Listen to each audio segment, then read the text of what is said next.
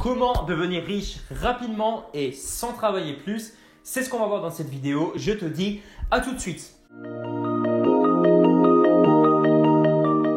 Alors salut et bienvenue dans cette nouvelle vidéo. J'espère que tu vas bien. Alors peut-être que le titre il t'a un peu surpris.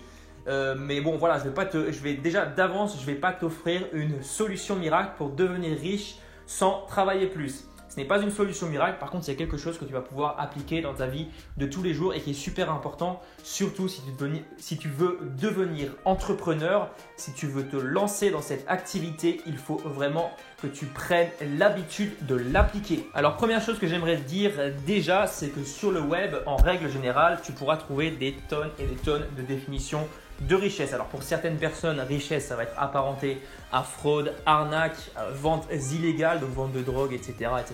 J'en passe.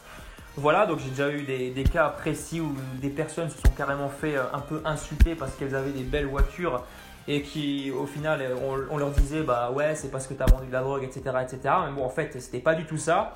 Donc souvent, on considère la richesse comme quelque chose de mal en soi. Pour d'autres personnes, devenir riche, c'est tout simplement posséder une villa de je ne sais pas combien de mètres carrés, une Lamborghini, une Porsche, je ne sais pas quel autre véhicule. Et enfin, certaines autres personnes vont voir la richesse comme une réussite personnelle d'une certaine catégorie de personnes qui se sont inspirées de ceux qui ont vraiment réussi. Donc ça, je pense que ce sont les plus sensés et on va plutôt s'attarder là-dessus. Alors déjà, la question que j'aimerais te poser est la suivante. Est-il possible de devenir riche sans travailler? Oui et non. Ce qui manque, c'est vraiment le mot « plus ». Oui, parce qu'il est possible de devenir riche sans travailler plus et c'est tout simplement en mettant de l'ordre dans tes finances.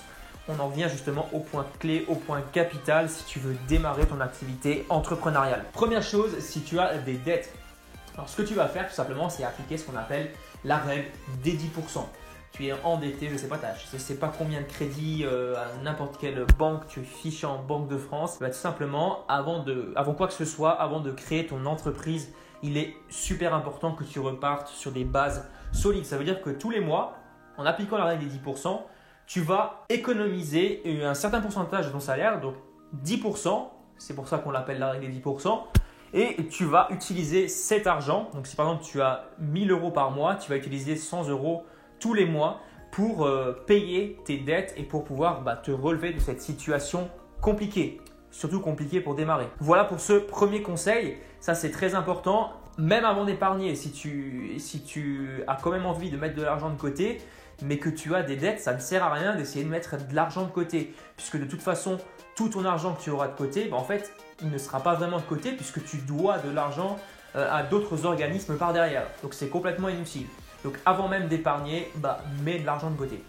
Deuxième chose, justement, on en vient à l'épargne. Alors, l'épargne, tu vas faire de la même manière. Tu vas prendre 10% de ton salaire que tu vas mettre tous les mois sur un compte spécial, je ne sais pas, sur un livret. Alors bien sûr, je suis conscient que c'est loin d'être la méthode la plus rentable en termes par exemple de ce que tu vas gagner sur ton livret. Mais bon, pas d'inquiétude, tu vas voir qu'en fait cet argent que tu vas mettre de côté, ce sera tout simplement pour investir plus tard dans des actifs qui vont pouvoir te générer de l'argent sur le long terme. Alors des actifs par exemple, tu as l'immobilier, tu as peut-être des parts d'entreprise, tu as je ne sais pas quelle autre méthode qui va te permettre qui va te faire une rentrée d'argent tous les mois. Et tout simplement cet argent que tu vas mettre de côté, tu vas l'utiliser pour ça et uniquement pour ça. Alors bien sûr, si tu as un salaire qui n'est pas très élevé et que tu as énormément de dépenses, c'est pas toujours facile de mettre 10% de côté. Mais ce que je te conseille de faire, c'est de prendre vraiment fais carrément un tableau Excel et tu vas marquer sur ce tableau toutes tes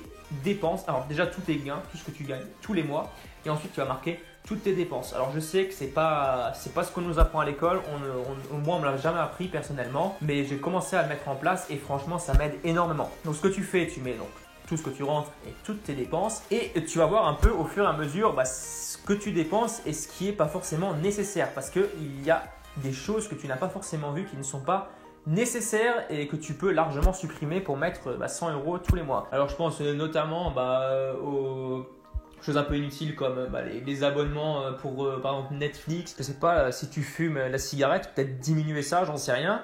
C'est peut-être une petite idée, j'en sais rien. Mais après, c'est vraiment à toi de voir ce qui n'est pas indispensable. Essaie de diminuer pour arriver au final à mettre 10% de côté tous les mois. Donc voilà pour ces petits conseils qui ont vraiment toute leur importance si tu veux te lancer dans l'entrepreneuriat. Voilà pour cette vidéo. Si tu as des questions, si tu as des suggestions, mets-moi tout ça dans les commentaires. Abonne-toi à la chaîne si ce n'est pas encore fait. Je te dis à très bientôt pour une prochaine vidéo. Allez, ciao!